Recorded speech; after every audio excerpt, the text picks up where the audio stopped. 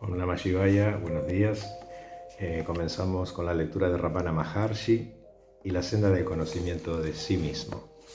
Capítulo 13, la vida al lado de Sri Bhagavan. Parte 4. Los devotos, criados y las mujeres brahmines servían las comidas en las hojas. Todos esperaban que fuera Sri Bhagavan quien llevara el primer bocado a la boca, pero él esperaba siempre hasta que todos hubiesen sido servidos. Y durante la comida nadie hablaba.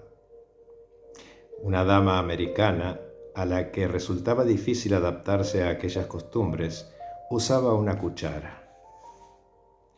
Una vez terminada la comida, todos se ponían en pie y se lavaban las manos en la pica junto a la puerta antes de regresar a sus casas. Sri Bhagavan solía descansar hasta las 2 en punto y durante todo este tiempo la sala quedaba cerrada a los devotos. La administración del ashram había decidido que debido a su estado de salud, este reposo era del todo necesario, pero ¿cómo proponérselo? Con toda probabilidad, él lo rehusaría, puesto que era negar su presencia a sus devotos. Por este motivo rogaron a los devotos que durante aquellas horas no entraran a la sala.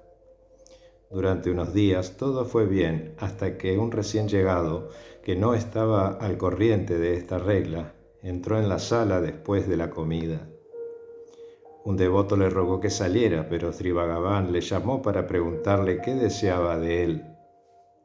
Al día siguiente, después del almuerzo, Sri Bhagavan se sentó delante de la puerta y cuando un devoto le preguntó qué hacía allí, respondió: «Parece ser que no permiten a nadie la entrada en la sala hasta las 2. Fue después de muchas dificultades que finalmente les convencieron de la necesidad de que tomara aquellas horas de descanso». Por la tarde se veían muy pocas caras nuevas en la sala, puesto que la mayoría de los devotos solían pasar todo el día allí. Los que vivían cerca del ashram y tenían alguna obligación que cumplir, se presentaban en la sala siempre a las mismas horas. Sri Bhagavan jamás hablaba de un tema doctrinal, a no ser que alguien le dirigiera una pregunta concreta en ese sentido. Y cuando contestaba a una pregunta, no lo hacía en un tono de gravedad política, sino hablando con suma naturalidad, a veces con ingenio y risas. Y tampoco él, que había formulado la pregunta, quedaba obligado a creer todo lo que él le dijera, solo por el hecho de haberlo dicho él, y quedaba en libertad para continuar la discusión hasta que estuviera convencido. Un teósofo le preguntó una vez si Sri Bhagavan aprobaba la búsqueda de maestros invisibles y él respondió al instante con sumo ingenio: «Si son invisibles, ¿cómo puedes verlos?». «En la conciencia», respondió el teósofo, y entonces dio la verdadera respuesta: «En la conciencia no hay otros». Un miembro de otro ashram le preguntó: «¿Estoy en lo cierto cuando digo que la diferencia estriba en que tú no adscribes realidad al mundo y nosotros sí?». Y Sri Bhagavan usó del humor para rehuir la discusión. Al contrario, puesto que nosotros decimos que el ser es uno, adscribimos una plena realidad al mundo, y lo que es más aún, adscribimos una plena realidad a Dios. Pero cuando dices que son 3, entonces tú solamente reconoces una tercera parte de la realidad al mundo y solamente una tercera parte de realidad a Dios». Todos estallaron en risas y algunos de los devotos se embarcaron en una discusión con el visitante hasta que Sri Bhagavan les atajó: «No hay beneficio alguno en tales discusiones».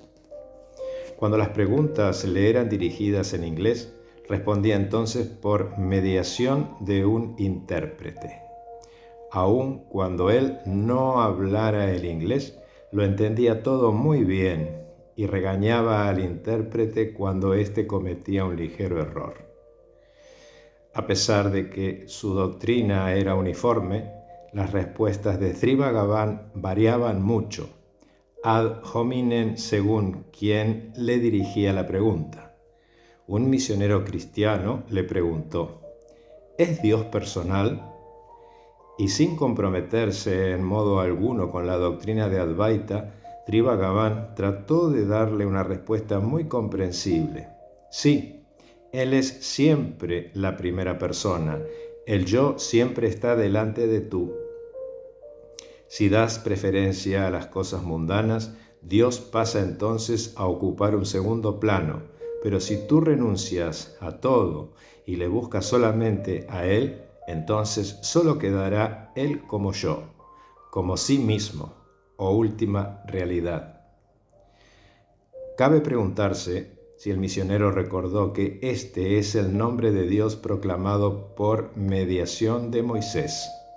Sri Bhagavan a veces señalaba las excelencias del Yo Soy como nombre divino.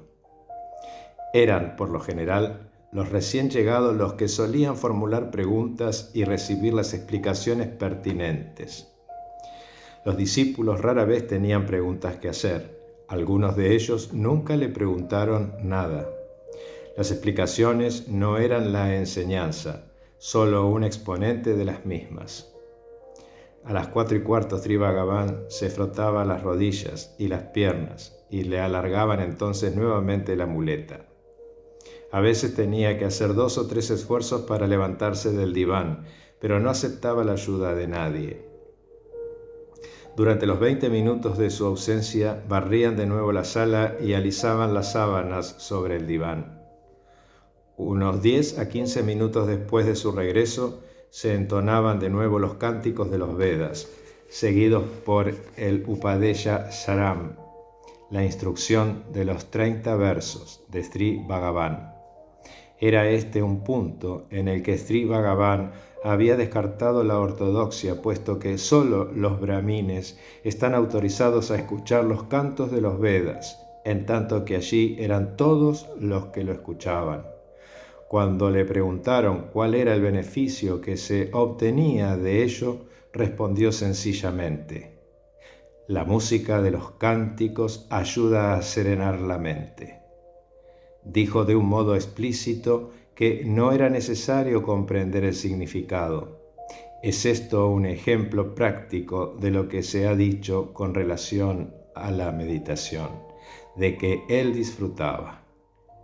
Que no consiste en pensar, sino en introvertir la mente en esta conciencia que está más allá del pensamiento. Om Namah Shivaya.